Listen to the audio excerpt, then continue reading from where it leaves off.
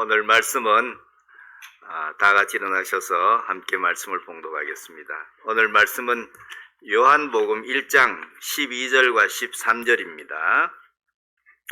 요한복음 1장 12절과 13절 말씀을 다 한 음성으로 같이 봉독하겠습니다. 시작.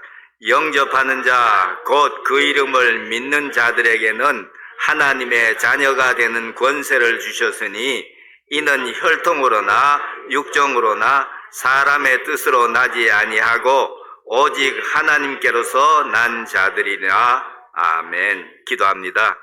거룩하신 하나님 우리 아버지, 주의 은혜와 사랑으로 지난 한 주간 또 보호하여 주시고 지켜주셨다가 주님께서 당신의 사랑하는 자녀들을 주의 전으로 이렇게 인도하여 주시고 이끌어 주셔서 모이게 하시니 감사합니다. 오늘 저희들이 주님 당신 앞에 겸손한 마음으로 앉아서 주의 얼굴을 바라며 주께서 주실 말씀을 저희들이 간절한 마음으로 받는 복된 시간 되도록 축복해 주옵소서.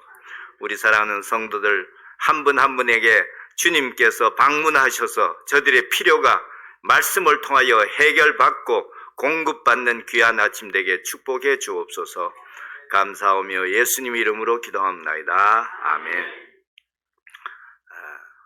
여러분, 오늘 아침에 제가 오다가 박무한 집사님, 박무한 집사님이 나보고 목사님 수고 많으셨습니다 그러길래, 보통 설교 끝나고 그렇게 인사를 하거든. 그런데 박무한 집사님이 나보고 목사님 수고 많으셨어요 그러길래, 진짜로 우리 박무한 집사는 참 사람의 마음을 살필 줄 아는 그런 사람이다 싶어요. 진짜 내가 고생했어요. 설교를 맡고 나서 제가 이런 생각을 했어요. 그 어느 때보다 내가 평생 말씀을 전하고 강단에서 또 저처럼 여러 교회를 방문하고 설교해 본 사람이 별로 없을 텐데, 이번 강단을 제가 맡고는 얼마나 부담이 되고 얼마나 힘드는지, 그래서 이런 생각을 했어요. 정말 이런 부담 없이 예배 와서 하나님께서 또 오늘 어떤 말씀을 저에게 주실까 하는 이런 마음으로 예배하는 것이 얼마나 복인가, 축복인가, 이렇게 생각을 해봤습니다. 그래서 우리 변 목사 빨리 오셔야지, 이거 이러다 내가 말라 죽지 않을까 싶은 생각이 그래서 아주 힘듭니다. 그리고 저는 참 하나님께 감사하며 사는 것 중에 하나가, 참 믿음 안에서 귀한 교회를 하나님께서 우리에게 허락해 주셔서 저희들이 주님 앞에 나와 이렇게 주일을 기다리며 예배를 드린다고 하는 것이 얼마나 큰 축복인가를 이제서 알았어요. 이제는 알았어요. 그래서 참 감사하고, 또 우리 교회가 참 강한 교회예요. 참 강한 교회예요. 그 교회학을 공부하는 사람들이 강하다고 교회의 강도를 무엇으로 평가하는가 하면은 성도들 중에서 몇 퍼센트가 헌신하여 봉사하는가 하는 것으로 평가해요. 사람 숫자가 비해서 몇 퍼센트냐. 근데 우리 교회는 참으로 강한 교회예요. 그리고 제가 아까 말씀드린 대로 여러 교회를 제가 방문했거든요. 학교에서 제가 교수하면서 주일마다 다른 교회에 초청받아 설교를 하고, 미국에 와서도 그렇고 하면서 제가 딱 보면 그 교회에 딱 들어가면 내가 알아요. 그 교회가 될 교회인가 안 될 교회인가, 그 교회가 희망적인가 아닌가를 내가 보면 딱 알아요. 무엇으로 보는지 여러분이니까 내가 말씀드릴게요. 성도들의 예배 좌석 모양에서 그 결과가 딱 나와요. 그럼 되려고 하는 교회는 어떤 좌석 모양을 가지는가 하면은 역삼각형형을 갖춰요. 역삼각형. 무슨 말인지 아세요? 삼각형이 이렇게 형성되는 교회가 강한 교회예요. 그 교회는 뭐 돼요. 그러나 반대로 정삼각형이 이렇게 돼서 된 교회는, 그 교회는 참 힘들어요. 무슨 말인가 하면 성도들이 앞자리에 많이 앉는 교회가 그게 강한 교회예요. 앞자리에 많이 앉는 교회가. 그래서 이렇게 돼야지, 이렇게 되면 저 뒤에 때를 쓰고 뒤에 앉는 사람들이 많거든. 그래서 처음 오는 사람들이 앉을 데가 없어가지고 방황하게 만드는데, 우리 교회 보니까 앞자리부터 이렇게 차지하는 거. 이거 대단한 일입니다. 대단한 일입니다.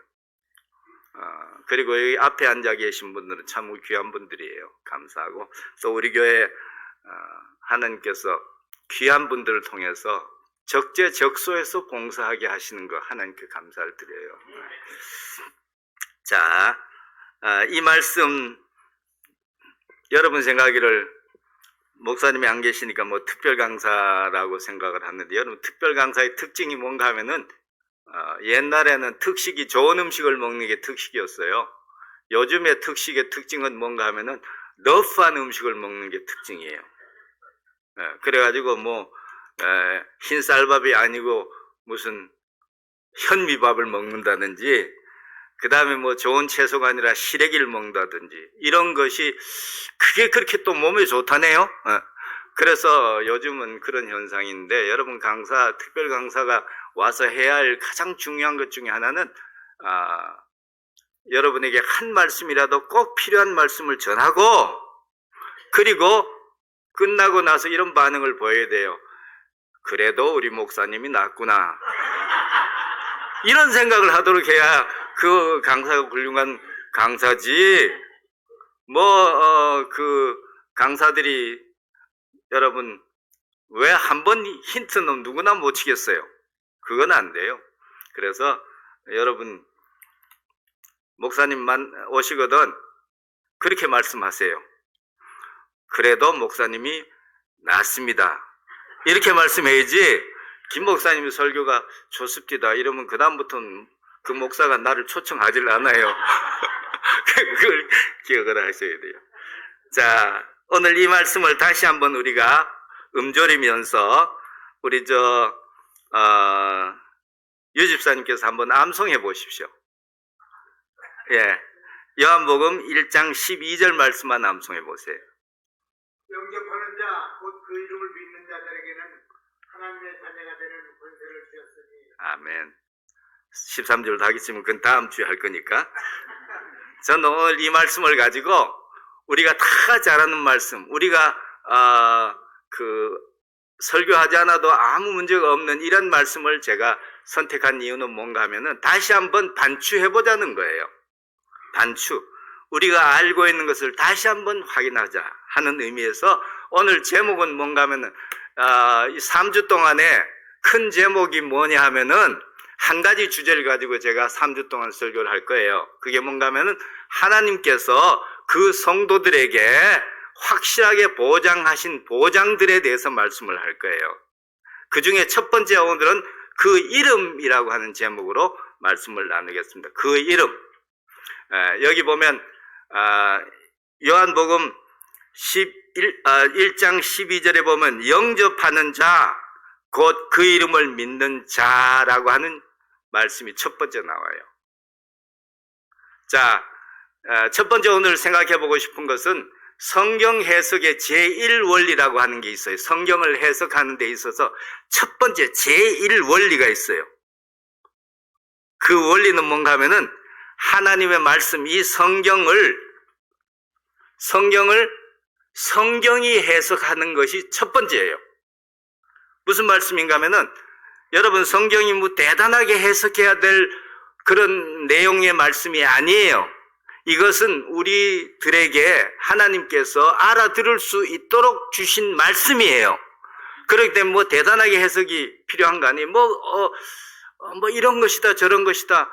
근데 여러분 왜 사람들이 그렇게 만드는가 하면은 하나님의 말씀을 문자적으로 문법적으로 우리에게 주셨어요. 하나라는 말은 하나란 뜻이에요. 둘이라는 말은 둘이란 뜻이에요. 이게 다른 의미가 있는 거 아니에요.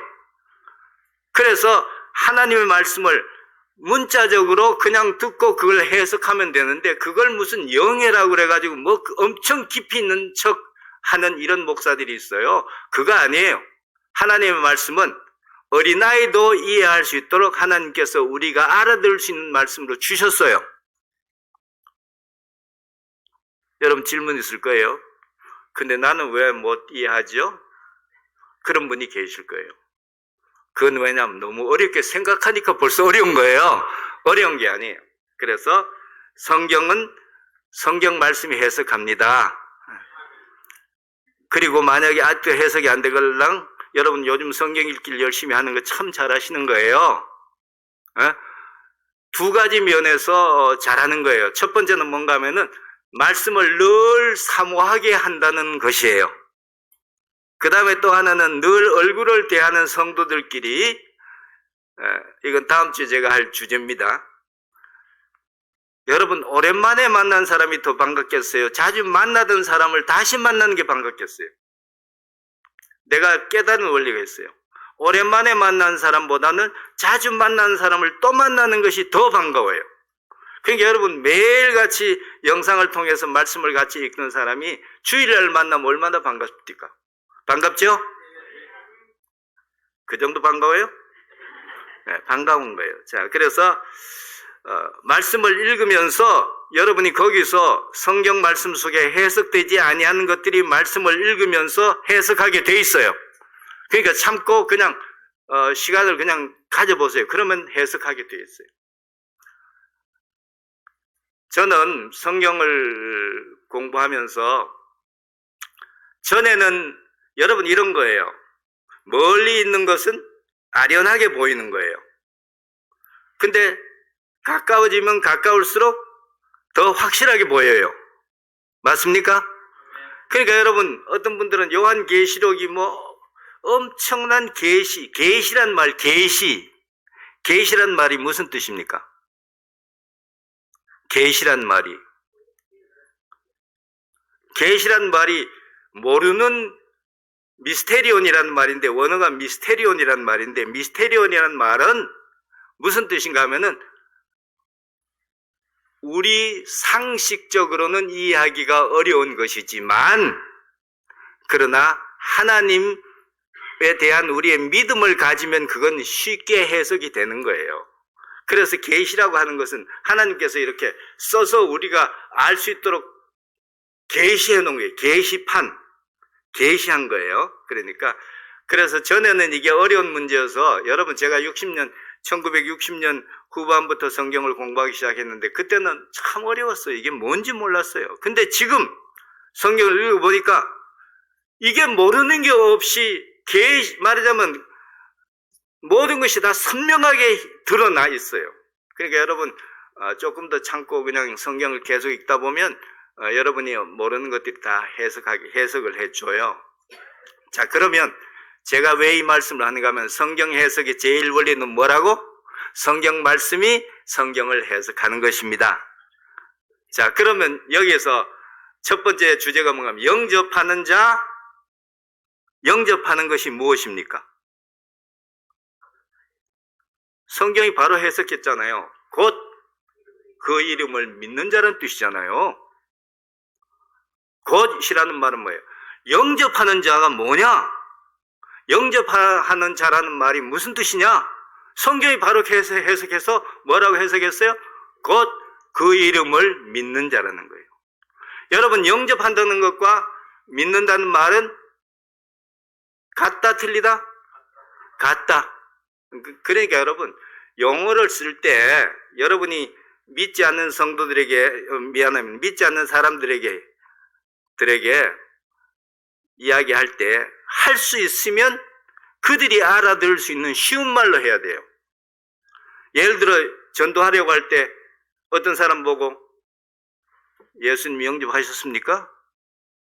이렇게 묻는 것은 그 사람은 어려워요. 그럼 뭐가 쉽겠어요? 예수님 믿습니까? 어떤 게 더 쉽겠어요? 예수님 믿습니까? 이게 쉽죠. 그리고 더 직설적이죠. 영접했느냐? 여러분 특히 한국 상황에서 영접이란 말이 오도되고 있어요. 영접, 신앙에 대해서 영접 이렇게 했을 때 그게 어떤 말로 오도된가? 신접으로 오도돼요. 신접이 뭔지 알죠? 그러니까 예수 믿어야 되는 것을 예수님 영접했습니까? 이 말은 무당들이 들으면 해석이 쉬워요. 아, 신을 받았다는 뜻이구나. 이런 뜻으로 해석하는 거예요. 그게 아니에요. 그러니까 쉽게 해석해야 돼요. 영접하는 자가 뭐라고요? 곧 그 이름을 믿는 자입니다.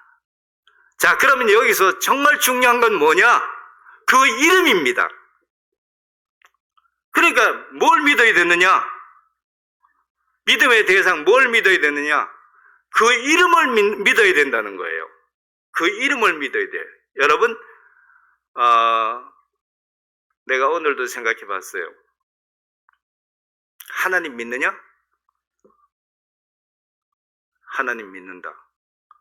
여러분, 그거 믿음 아니에요. 그래서 여기서 여러분이 믿는다. 뭘 믿느냐? 뭘 믿어요? 여러분 무엇을 믿습니까? 네, 바로 그거예요. 자, 그래서 그 이름을 믿는 자가 바로 하나님의 자녀가 되는 것입니다. 그러면 그 이름이 뭐냐는 거예요. 이름. 여러분 다 이름 있죠? 이름 있죠? 이름이라고 하는 것이 믿을 게 못 돼요. 왜냐하면 부모들이 온갖 좋은 소리를 다 해서 그 자식들에게 이름을 지어주잖아요. 예? 미자, 아름다울 미자, 아름답지도 않아요. 그런 사람도 많아요. 그러니까 그거 이름 믿을 게 못 돼요. 정말로 믿을 게 있다면 그 사람의 별명입니다. 정말 그 사람을 나타내 보이는 것은 디스플레이션 하는 것은 뭔가 하면은 그 사람의 별명입니다. 별명이 실제로 그 사람입니다. 그러니까 여러분 별명이 뭔지를 항상 곱씹으세요. 내 별명이 뭔가. 나는 그래서 여러분 별명을 다 지어줄 생각이야. 내가 벌써 몇 명 지어놨어요. 왜냐하면 그게 여러분 자신이에요. 여러분이 어떻게 살고 있는가, 여러분의 모습이 어떠한가 하는 것을 객관적으로 볼 수 있는 그 이름이 바로 별명입니다. 그래서 여러분 이름이라고 하는 것이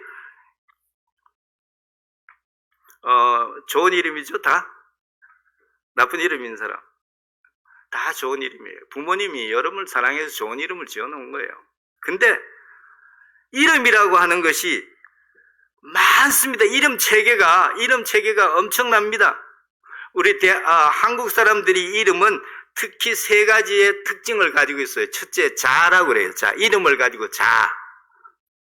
그래서 어른들에게 물으실 때 함자가 어떻게 되십니까? 이렇게 물어야지. 이름이 뭐예요? 이렇게 물으면 안 되는 거지. 어른들에게는 함자가 어떻게 되세요? 그러면 무슨 자입니다. 이렇게 말하죠? 우리 예수 믿는 사람도 예의를 좀 배워야 돼. 그러니까 어른들에게 아저씨 이름 뭐예요? 이렇게 묻지 말고 함자가 어떻게 되세요?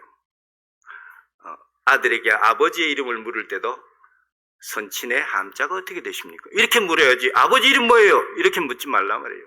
그래서 이름을 자라고 그래요. 자. 들어보셨죠? 그 다음에 또 이름에 또 다른 체계가 있어요. 그게 호라고 하는 것이에요. 호.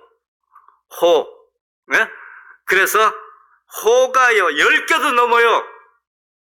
예를 들어 우리 한국 사람들이 쓰는 호 중에서는 아호라고 있어요. 아호. 어렸을 때 그냥 이렇게 쉽게 부르는 말이에요. 쉽게 아호가 있어요. 그러면 그 아호는 어렸을 때 쉽게 부르는 말이 요즘은 세상에 태명도 있다네. 태명이 누구지? 태명도 있대요.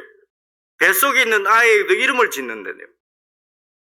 우리는 이미 옛날부터 아이 낳기 전에 이미 이름을 지어놔요. 왜냐하면 족보에 다 그렇게 올릴 준비를 하고 있으니까. 그런데 아호라고 있어요. 어린아이들. 근데 여기서 여러분 아셔야 할 게 뭔가 아호는 보통 천박하게 짓는 것이 맞습니다. 한국 사람들이 아호는 개똥이라고 짓든지 뭐 똘똘이라고 짓든지 그렇게 짓는 거예요. 왜 그렇게 짓는지 아시죠? 왜? 네. 그것은요 지신을 속이려고 하는 거예요. 지신을 속이려고 이 아이가 귀하다고 하면 셈이 나잖아요. 지신이. 그러니까 뺏어가요. 그래서 개똥이라고 짓는 거예요. 왜? 저기 개똥이야? 그러면 나도 싫어. 이렇게 되는 것이 그게 아호예요. 그러니까 그건 나중에 이야기하기로 하고. 그 다음에 또 뭐가 있는가 하면은 여러 가지 많아요. 묘호도 있고 당호도 있고 존호도 있고 뭐 여러 가지가 있어요. 존칭으로 붙여주는 호가 있어요. 그래서 여러분 우리나라 임금이 죽으면 이름을 다시 이렇게 올리거든. 제일 이름이 많은 사람이 누군지 아세요? 우리 사람이 잘 아는데 누구지? 아들이 3명이 왕이 된 사람이에요. 누구예요? 그 사람에게는 이름이 36자입니다. 우리나라에. 그 왕후에게는 36자가 돼요. 왜? 왕후가 될 때마다, 데이비가 될 때마다 이름을 지니까 데이비가 3번이나 됐어요. 그러니까 그런 거예요. 그 다음에 뭐 여러 가지가 있어요. 호는 그만하고 또 하나가 있어요. 휘라고 하는 게 있어요. 휘라고 하는 게 있어요. 조집사님 휘가 뭐죠? 그러니까 휘라고 하는 것은 조집사님이 휘를 말씀드리라는 게 아니고, 휘라고 하는 것은 죽은 사람에게 붙이는 이름이에요. 그러니까 우리나라 사람들은 사람이 죽으면 더 이상 그 이름을 쓰지 않아요. 그럼 뭘 쓰냐면 죽은 자를 위하여 이름을 씁니다. 그 이름을 휘라고 그래요. 그러니까 여러분은 아마 그래서 여러분 우리나라에서 쉽게 말씀드릴 수 있는 게 임금의 이름이잖아요. 여러분이 아는 임금 중에서 뭐 유명한 이름 있잖아요. 뭐 세종대왕이니 뭐니. 세종이라는 말이 휘입니다. 죽은 후에 이제 사관원에서 그분의 이름을 올리는 거예요. 그럼 그 사람이 죽은 후에 부르는 이름인 거예요. 자, 그래서 3가지가 있습니다. 자, 호, 휘입니다. 나는 믿을 만한 게 호라고 믿는 사람이에요. 자, 그러면은 예수님의 이름, 여기서 보면 그 이름을 믿는 자라고 그랬는데 두 번째, 그 이름이 무엇이냐 하는 거예요. 그 이름이 뭐냐면은 바로, 자, 오늘은, 뭘 이야기하고 싶은가 하면은 세상에 종교가 많습니다. 저는 비교 종교학을 공부한 사람입니다. 근데 15개 일반 종교가 있습니다. 15개. 근데 성경에 보면 노아의 3아들이 있어요. 아시는 분? 다 큰 소리로. 누구요? 함, 셈, 야벳. 이 3 아들들이 3 큰 종족을 이루었어요. 함에게는 어떤 형제들의 종이 될 것이다. 그 다음에 셈에게는 장막의 축복을 줬고, 야벳에게는 창대한 축복을 줬어요. 야벳 쪽은 유럽 쪽입니다. 그 다음에 함족은 아프리카 종족들입니다. 그 다음에 셈족은 동양 계열입니다. 그런데 성경에 보면 셈에게는 무슨 축복을 주셨다고요? 장막의 축복을 주셨어요. 장막이 홍 집사님 뭘 상징합니까? 장막. 우리 하나님께서 당신의 법궤를 만들어서 맨 처음에 안치한 곳은 어디입니까? 성막, 장막이에요. 장막의 축복이라는 건 종교의 축복을 말하는 거예요. 그래서 세상에 15개 종교가 있지만 셈족을 떠나서 종교가 발생된 적이 없습니다. 셈족만이 종교가 있어요. 그러니까 성경 말씀의 진리가 선명한 거예요. 셈족에게는 장막의 축복을 주셨어요. 그래서 종교학자들이 말해요. 셈족을 벗어난 종교는 세상에 없다고 그랬어요. 없는 거예요. 그러니까 그 중에서 한 가지만 여쭤볼게요. 구약 성경이 있어요. 이 하나님의 말씀 중에 구약 성경을 경전으로 하는 종교가 있습니다. 3 종교가 있습니다. 여러분 맞춰봅시다. 뭡니까? 첫째? 유대교. 두 번째, 예? 이슬람교. 세 번째, 여러분 쉬운 건데 왜 못 맞춰요? 기독교. 자, 그러면 이 종교, 그러니까 여러분 종교는 무엇으로 구분하느냐 하면은 경전으로 구분하는 거예요. 그들이 어떤 경전을 쓰는가? 그러면 이 세 종교는 같은 경전을 쓰는 거예요. 그렇죠? 구약 성경을 다 쓰니까. 그러면 이슬람교나 유태교나 기독교는 구약 성경 같은 경전을 쓰는 거예요. 그 다음에 다른 종교들은 예를 들어 뭐 인도 같은 경우에는 힌두교는 무슨 경전인가 하면은 베다라고 하는 종교를 써요. 그 경전을 써요. 그 다음에 또 불교는 여러분 아시죠? 네, 뭐 이런 식으로 쓰는데. 자, 그러면 구약 성경을 같이 쓰고 있는 유태교, 그 다음에 이슬람교, 그리고 기독교, 이 세 종교는 무엇으로 구분하느냐는 거예요. 같은 경전을 쓰는데 무엇으로 구분하느냐? 그것은 바로 한 가지로 구분합니다. 예수님을 어떻게 믿느냐 하는 것입니다. 예수님으로, 그러니까 하나님으로는 통일됩니다. 그러나 예수님으로 나눠집니다. 그렇죠? 그럼 여쭤볼게요. 유태교는 예수님을 무엇라고 말합니까? 예수님을 나사렛 예수. 성경에 보면 내가 여기 다 적어놨는데 이제 영상을 조금밖에 못하니까 뭐예요? 나사렛 예수, 요셉의 아들 목수, 그리고 나사렛 이단의 괴수, 이렇게 말해요. 그러니까 예수님이 아직 자기들이 메시아를 기다리고 있으면서 성경의 구약에 메시아가 오신다고 했잖아요. 기다리고 있는데 아직 메시아가 오지 않았는데 나사렛 예수 지가 메시아라고 하는 거예요. 그러니까 이단인 거예요. 그러니까 여러분 아마 미국에서는 그런 경험을 많이 할 거예요. 유태인들에게 메리 크리스마스 했다 혼나잖아요. 그러니까 그들은 예수님이 나사렛 예수라고, 그리고 뭐예요? 이단의 괴수라고 말하는 거예요. 그 다음에 그러면 이슬람교는 뭐냐? 이슬람교는 뭐라고 말하는가 하면은 예수가 선지자 중에 큰 선지자. 그 선지자는 늦게 온 선지자일수록 큰 선지자입니다. 늦게 온 선지자일수록 큰 선지자입니다. 그래서 제일 큰 선지자가 누굽니까? 우리 믿는 사람들, 우리 예수 믿는 사람들끼리 제일 큰 선지자는 누굽니까? 어? 누구? 예, 침례 요한. 침례 요한이 제일 큰 선지자입니다.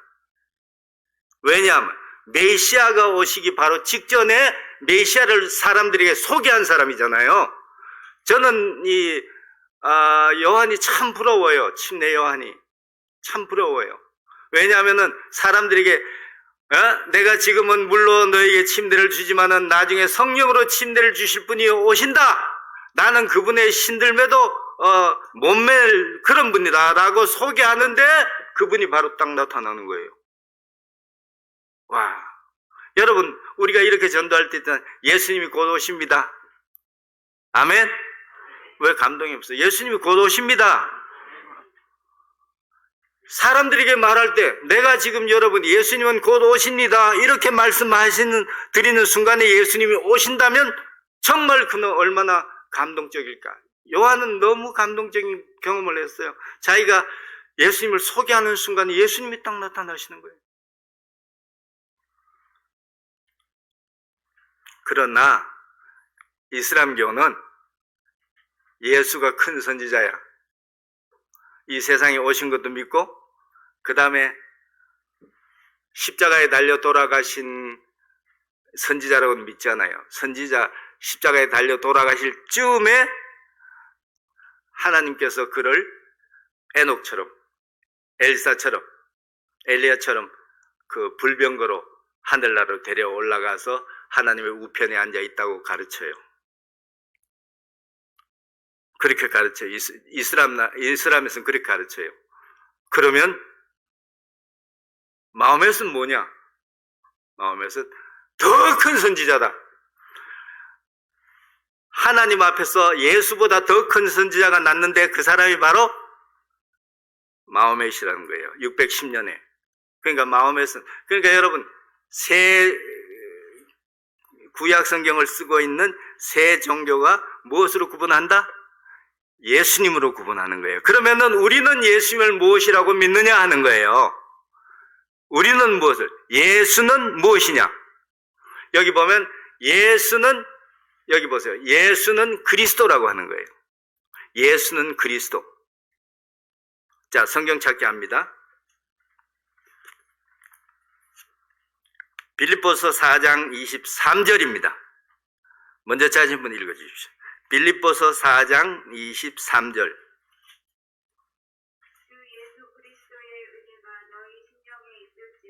아멘. 이럴 때 아멘 하는 거예요. 다시 읽어보세요. 아멘. 여기서는 예수님을 뭐라고 소개하고 있어요? 뭐라고? 주 예수 그리스도. 이게 예수님의 풀네임입니다. 예수님의 풀네임이 뭐라고? 주 예수 그리스도. 주 예수 그리스도입니다. 여기서 주라고 하는 것은 나중에 제가 말씀드리겠고요. 예수라고 하는 것이 뭐냐면 예수는 이름입니다. 퍼스널 이름이에요. 그냥 그분의 이름이 뭐라고? 예수예요. 거기에 뜻이야 좋은 뜻을 이름에 붙이니까. 그런데 여러분, 예수라고 하는 이름은 바로 하나님께서 미리 나시기 전에 지어주신 거예요. 맞습니까? 나시기 전에 예수님, 하나님께서 이름을 지어놨어요. 그분이 나시면, 여러분, 처녀가 잉태하여 아들을 낳으리니 이름을 뭐라고 하라고? 처녀가 잉태하여 아들을 낳는다고 하는 것이 왜 중요한지 아세요? 여러분, 우리말에, 여러분, 이런 점잖은 자리에서 이런 말을 해서 미안합니다만, 처녀가 아이를 낳아도 할 말이 있다고 그러잖아요. 처녀가 아이 낳는 것이 생소한 거 아니에요. 일어날 수 있는 많은 일들이에요. 그러나 실제로 처녀가 아이를 낳는 일은 불가능한 일이에요. 그렇기 때문에 이것이 뭔가 하면은 예수님을 이 세상에 하나님께서 보내시면서 징조로 뭘 주셨는가 하면은 어떻게 아느냐? 그분이 예수님, 하나님께서 말씀하신 그 예수님이라는 걸 어떻게 아느냐? 징조를 주셔서 사인을 주셨어요. 그 사인이 뭔가 하면 처녀가 아이를 낳은 걸 말하는 거예요. 그게 사인이에요. 그러니까 여러분, 우리가 동정녀 탄생이라고 하는 동정녀 탄생을 굉장히 중요하게 여긴 이유는 뭔가 하면 이게 바로 예수님이 우리의 구세주라고 하는 징조가 되기 때문에 그런 거예요. 그래서 예수는 뭐라고요? 그리스도라. 근데 예수는 뭐라고? 그리스도라고. 여러분, 예수는 이름이에요. 그 다음에 그리스도는 뭐냐? 그분의 직책이에요. 그분의 직책이에요. 직책. 여기 우리 직책을 명함에 써갖고 다니는 사람, 네. 예를 들어 우리 홍 집사님 같은 경우에는 홍태명 뒤에다 뭐 씁니까? 앞에다 CPA라는 말 써요. CPA. 그쵸? CPA라는 말 쓰는 거예요. 명함에. 학 있는 사람들도, 이렇게 해서 닥터 뭐라고 쓰고. 여기 우리 변 목사님 이름을 여러분에게 소개할게요.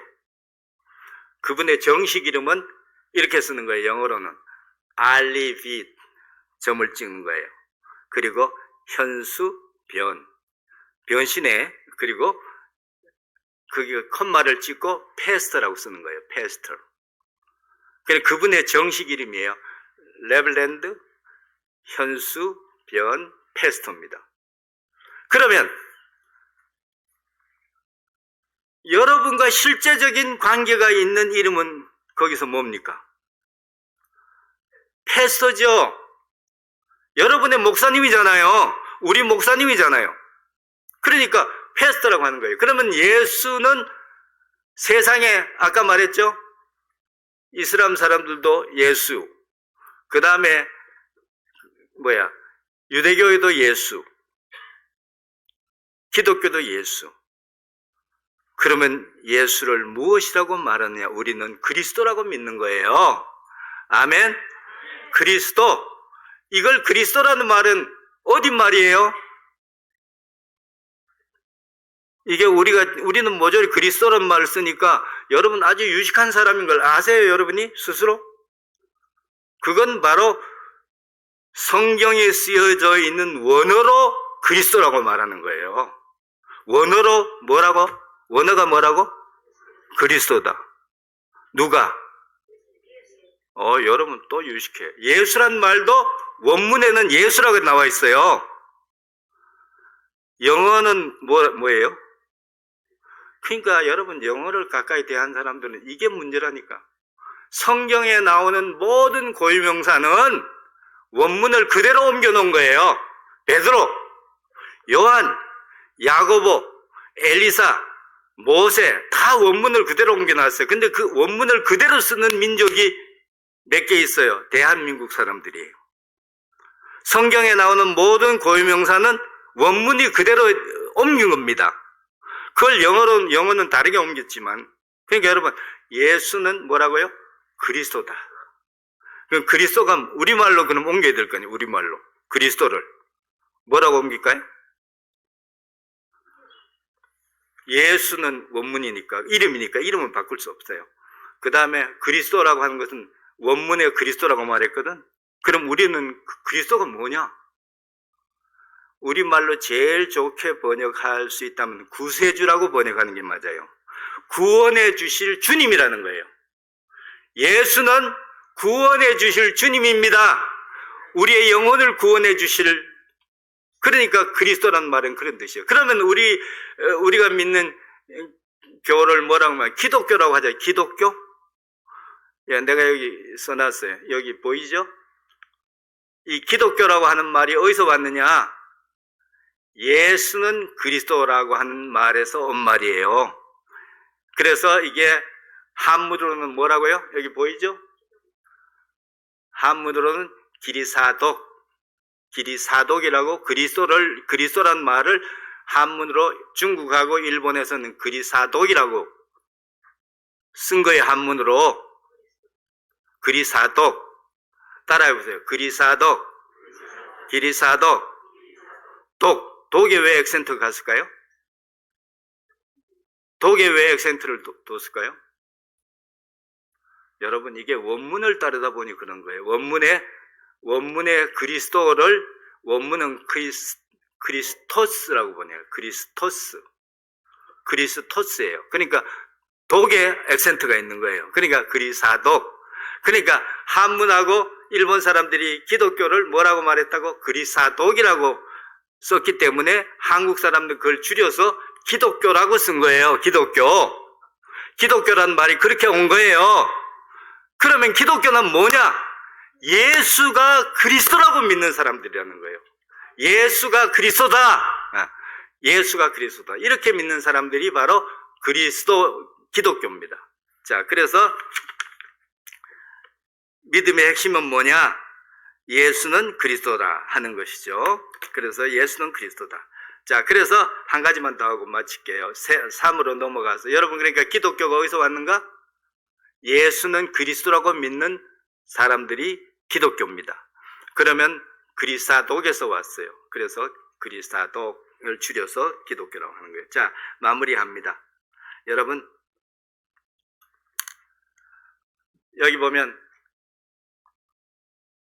우리 믿는 자, 그러니까 예수가 그리스도라고 믿는 자, 맞습니까? 여러분 믿습니까? 예수는 그리스도라고 믿습니까? 예수를 그리스도로 믿는 사람은 구원받습니까? 그래서 그런 사람에게, 그러면 믿는 자라는 믿음이란 무엇이냐는 거예요. 마무리할게요. 믿음이 뭐냐? 믿는 자가 뭐냐? 여기 믿는 자라고 하는 말은, 여러분 믿는다라고 하는 이 말은 1인칭입니다. 항상 1인칭. 우리가 믿는 거 아니에요. 내가 믿는 것입니다. 내가 하나님 앞에서 단독자라는 거예요. 우리 사람들은 우리 그리스도인들의 믿음의 특징은 뭔가 하면은 나 혼자가 하나님 앞에서 내가 믿는 그 믿음이 나를 구원한다고 믿습니다. 구원한다고 믿는 거예요. 아버지가 아무리 믿음이 좋아도 아들이 구원받지 못하는 거예요. 그래서 이제 다음 주에는 혈통으로나 육정으로나 사람의 뜻으로 나지 아니하는 거예요. 그게. 그러니까 바로 믿는 자라고 하는 말입니다. 믿는 자. 여러분 예수 그리스도를 여러분의 개인의 구세주로 믿습니까? 하나님 앞에 단독자예요. 우리는 언젠가 마지막으로 하나님 앞에 단독으로 서야 되는 거예요. 그때는 아무리 사랑하는 부인이라도 손을 놓고 하나님 앞에 혼자 서야 되는 거예요. 아무리 훌륭한 사람이 그 변호사들을 대동하고 있다 할지라도 하나님 앞에 그때는 스스로 혼자 서야 되는 거예요. 우리는 하나님 앞에 어느 날 혼자 서야 합니다. 그럴 때 내가 믿는 그분이 그 앞에 있기를 주의 이름으로 축복합니다. 그래서 그럼 뭐냐? 믿는다는 말이 히브리 말에는 아멘이라고 합니다. 따라해보세요. 아멘. 아멘. 아는 말이죠? 여러분 히브리 말로 항상 하는 말이에요. 뭐예요? 아멘. 무슨 뜻이냐? 진리입니다. 이런 뜻이에요. 진리입니다. 성경에 보면 진실로 너에게 이르노니 이랬죠? 그럼 원문에는 아멘 아멘 이렇게 써 있어요. 그러니까 정말 그 말씀은 진리입니다. 하나님은 진리십니다. 말씀은 진리입니다 하는 것입니다. 그래서 여러분 아멘이라는 말을 많이 하시기 바랍니다. 조금 더 크게 아멘. 아멘. 그 조금 크게 하면 믿음도 커질지 몰라. 그 다음에 두 번째, 그러니까 아멘입니다. 예수는 그리스도십니다. 그 다음에 또 하나의 믿음이라고 하는 말이 있는데 하사라는 말이 있어요. 하사라는 말은 의탁한다는 뜻이에요. 영어로 말하면 trust. 우리의 영혼을 주님께 의탁하는 거예요. 아멘. 그러니까 우리 영혼이 구원받는 방법은 한 가지 방법밖에 없어요. 하나님, 우리 주님께 의탁하는 거예요. 예수님께 의탁하는 거예요. 그 다음에 또 하나가 있습니다. 파사입니다. 파사란 말을 여러분 많이 들어봤을 거예요. 6월절을 영어로 패스오버라고 해요. 패스오버. 패스라는 말이 영어 같죠? 아니에요. 히브리 원어예요. 무슨 말인가 하면 피한다는 뜻이에요. 피한다. 여러분, 하나님의 심판이 있을 때 우리가 누구에게 피할 것입니까? 예수님께 피하는 거예요. 그래서 예수님께 피하는 것을 말합니다. 그래서 믿음이라고 하는 것이 뭐냐? 아멘. 그 다음에 하사. 그 다음에 파사입니다. 여러분, 예수님이 구세주라고 하는 것이 그 말씀이 진리입니다. 그 말씀을 믿고 그리고 그에게 의탁하고 그리고 그에게 피합니다. 이게 믿음입니다. 자, 예수는 하나님께서 약속하신 구세주십니다.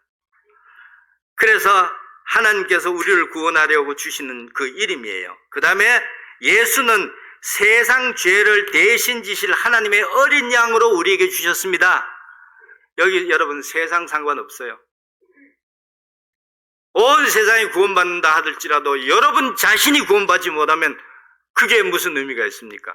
세상 죄를 지기 위하여 오신 것이 하나님의 아들 예수님이지만은 그러나 사실은 나의 죄를 대신 지시기 위해서 오신 하나님의 어린 양입니다. 나의 죄. 그래서 이 어린 양이라는 말 여러분 많이 들어봤을 거예요. 아그네스 데우라는 말이에요. 아그네스 데우. 아그네스 데우라는 말 여러분 연극도 많이 했고 뮤지컬도 많이 있었어요. 아그네스 데우. 무슨 뜻이냐? 세상 죄를 지고 가실 하나님의 어린 양으로 오셨다. 여러분 세상 상관없어요. 여러분의 죄를 지시기 위해서 이 세상에 보내주신 하나님의 어린 양입니다.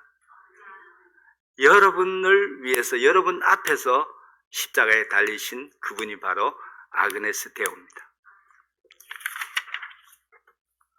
여러분, 예수는 그래서 예수는 나의 구세주가 되신 것입니다. 나의 구세주, 세상의 구세주이지만 나의 구세주가 되셨습니다. 나의 구세주가 되셨습니다. 그래서 한 이야기만 하고 마치겠습니다. 어느 나라에 왕이 있었는데, 이거 다 아실지 몰라. 알아도 이럴 때는 아는 척하면 안 돼요. 어느 왕이 있는데 그 나라의 그 죄가 아주 너무 성행한 거예요. 뭔 죄라고 말하지 않을게요. 그래가지고 왕이 포고령을 내렸어요. 앞으로 이런 죄를 짓는 사람은 두 눈을 빼버리겠다. 두 눈을 빼버리겠다 하는 포고령을 내렸어요. 그런데 불행하게도 첫 번째 잡혀온 사람이 있는 거예요. 그 왕의 아들 왕자예요. 그래서 집행하는 집행관이 어떻게 해야 할지 왕의 명령을 기다리고 있는 거예요. 왕이 그 놈의 두 눈을 빼라! 이렇게 명령했어요. 그렇지만 한 눈은 그놈의 눈을 빼고 한 눈은 내 눈을 빼라. 눈 하나는 두 개를 빼야 되니까 하나는 그놈 눈을 빼고 한 눈은 내 눈을 빼라 라고 처벌을 내렸다는 거예요. 여러분, 예수님은 우리 죄를 위하여, 하나님께서 그렇게 해서 우리 죄를 위하여 보내주신 하나님의 어린 양이십니다. 그래서 그분이 우리의 구세주가 되신 것입니다. 아멘. 이게 바로 영접하는 자, 곧 그 이름을 믿는 자에게 주시는 하나님의 구원의 은혜입니다. 다 같이 일어나 찬송하겠습니다.